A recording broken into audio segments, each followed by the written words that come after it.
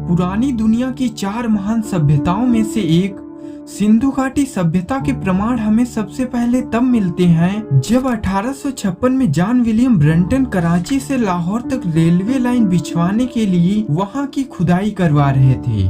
खुदाई के दौरान ही कुछ पुरानी ईंटों के अवशेष मिलते हैं, लेकिन उस समय इन अवशेषों पर ज्यादा गौर नहीं किया गया, जिसके बाद साल 1921 में पुरातत्व सर्वेक्षण विभाग के महानिदेशक सर जॉन मार्शल के निर्देशन में इस स्थान की एक बार फिर से खुदाई करवाई जाती है और लगभग 1 वर्ष बाद 1922 में पाकिस्तान के सिंध प्रांत के लरकाना जिले में खुदाई के दौरान एक और नए स्थान का पता चलता है। इससे यह बात सामने आती है कि सिंधु नदी के किनारे एक पुरानी सभ्यता निवास किया करती थी। इसी कारण इस सभ्यता का नाम इंडस वैली सिविलाइजेशन यानी सिंधु घाटी सभ्यता पड़ा। इस वीडियो में आप सिंधु घाटी सभ्यता से जुड़ी 17 रोचक और हैरान कर देने वाली बातें जानेंगे, तो वीडियो में अंत तक जरूर बने रहना।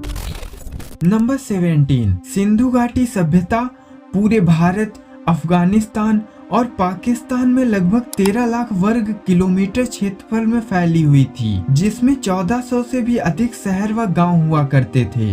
इसमें से महज 3% की ही खोज हो सकी है। इस सभ्यता के सबसे बड़े शहर राखीगढ़ी, हड़प्पा, गनवेरीवाला, धोलावीरा और मोहनजोदारो थे, जहां 50,000 से भी ज्यादा लोग रहा करते थे। नंबर 16, सिंधु घाटी सभ्यता के लोग काफी एडवांस और तकनीकी रूप से सक्षम थे। प्रत्येक शहर और गांव एक ही ग्रिड पैटर्न में बने होते थे और प्रत्येक घर का निर्माण एक ही प्रकार की ईंटों से होता था। शहरों में योजनाबद्ध तरीके से ड्रेनेज सिस्टम का निर्माण किया जाता था। कुछ घर तो ऐसे बने होते थे जो नेचुरली एयर कंडीशनर का काम करते थे, साथ ही उनके घरों में शौचालय भी हुआ करते थे। नंबर 15, सिंधु सभ्यता की सड़कें समकोण यानी 90 डिग्री पर बनी होती थी। प्रत्येक शहर की मुख्य सड़कें उत्तर से दक्षिण दिशा में बनाई जाती थी, जबकि माध्यमिक सड़कें पूर्व से पश्चिम की ओर बनी होती थी। मुख्य सड़कें अक्सर 33 फीट यानी 10 मीटर तक चौड़ी हुआ करती थी, जिनसे व्यापारिक गतिविधियां होती थी। हड़प्पा में बैलगाड़ियों की आवाजाही को आसान बनाने के लिए सड़कों को पक्की मिट्टी की ईंटों से पक्का किया गया था और अतिरिक्त सतही पानी को निकालने के लिए उनके साथ साथ चलने वाली बड़ी नालियां बनाई गई थी। नंबर 14, हम ये नहीं जानते हैं कि सिंधु सभ्यता के लोग खुद को क्या कहते थे। हालांकि मेसोपोटामिया से जो लेख प्राप्त हुए हैं उनसे ये पता चला है कि मेसोपोटामिया के लोग मेलुहा नाम के किसी दूर देश के साथ व्यापार किया करते थे।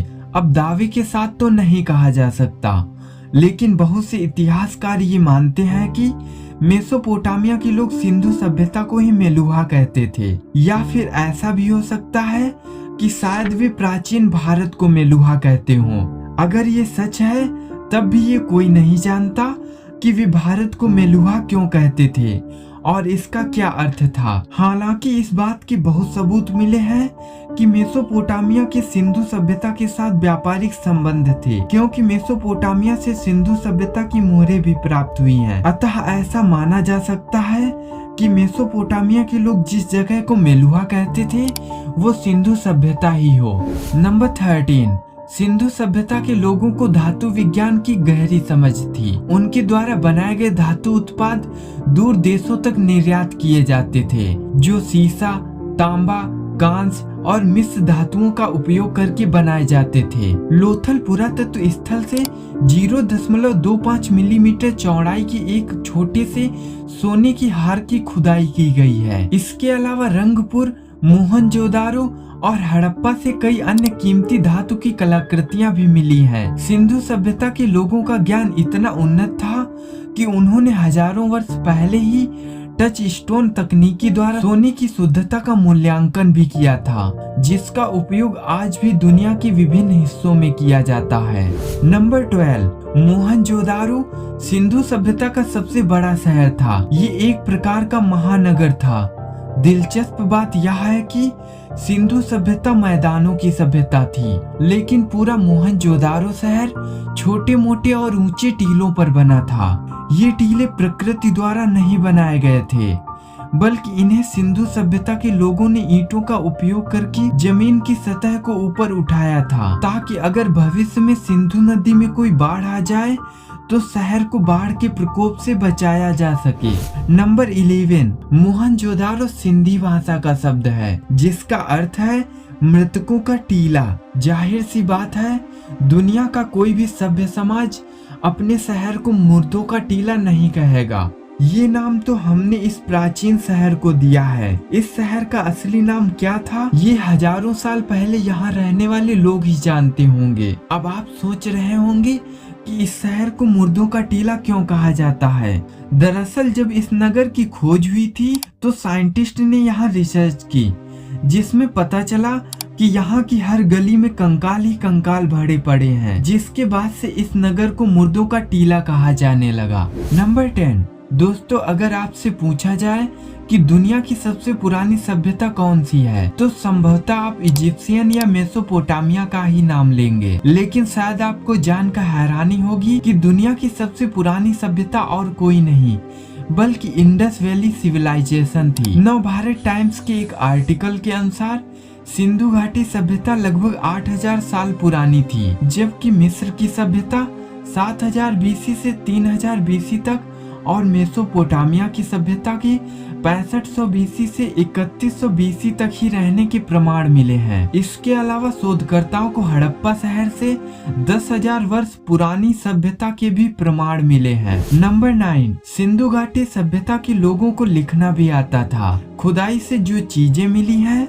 उन पर एक लिपि सी लिखी है, लेकिन आज तक इस लिपि को पढ़ा नहीं जा सका है, क्योंकि हम ये नहीं जानते हैं कि सिंधु सभ्यता के लोग आखिर कौन सी भाषा बोलते थे। भाषा विशेषज्ञ सालों से इस लिपि को समझने की कोशिश कर रहे हैं, लेकिन वे अब तक सफल नहीं हुए, और यही कारण है कि आज हमें इस सभ्यता के बारे में ज्यादा जानकारी नहीं है। माना जाता है कि सिंधु सभ्यता उन पुरानी सभ्यताओं में से एक थी जिन्होंने राइटिंग सिस्टम का आविष्कार किया था।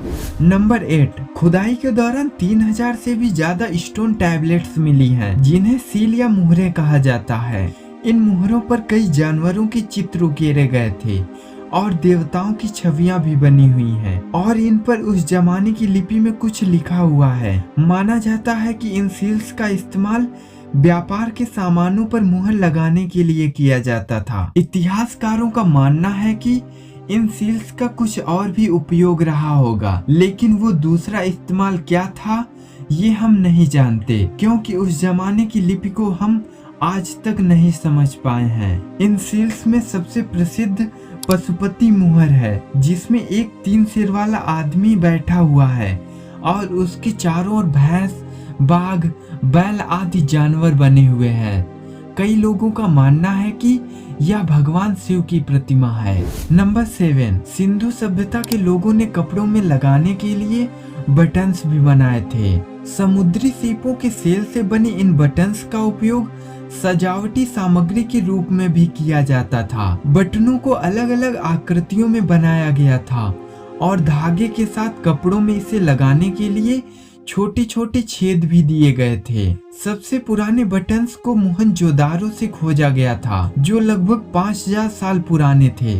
नंबर 6, माना जाता है कि सिंधु सभ्यता के लोगों की एक बड़ी आबादी गांवों में रहती थी, जिनमें से मुख्यतः कुशल कारीगर और व्यापारी हुआ करते थे। लेकिन बदकिस्मती से गांव में रहने वाले लोगों की सोसाइटी, उनकी जीवन शैली और कल्चर के बारे में हम ज्यादा जानकारी हासिल नहीं कर पाए हैं, क्योंकि गांव में रहने वाले लोगों के घर लकड़ी और मिट्टी से बने होते थे, जो आसानी से नष्ट हो जाते थे। इसीलिए आज उनकी कोई निशानी बाकी नहीं रही है।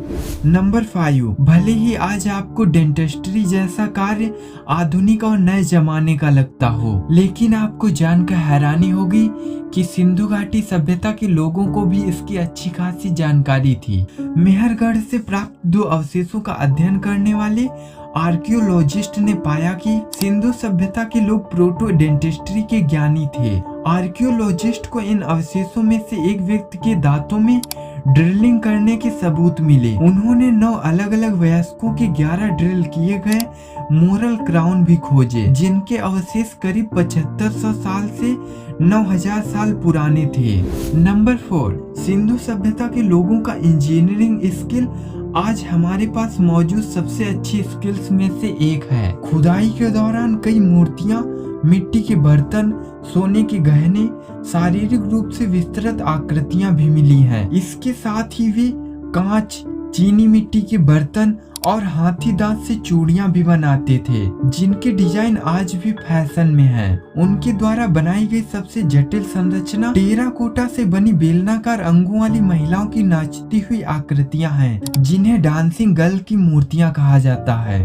इसके अलावा मोहनजोदारो से एक विशाल स्नानागार भी मिला है, जो करीब 11 मीटर लंबा, 7 मीटर चौड़ा और 2.5 मीटर गहरा है। इसमें प्रवेश करने के लिए 2 चौड़ी सीढ़ियां थीं।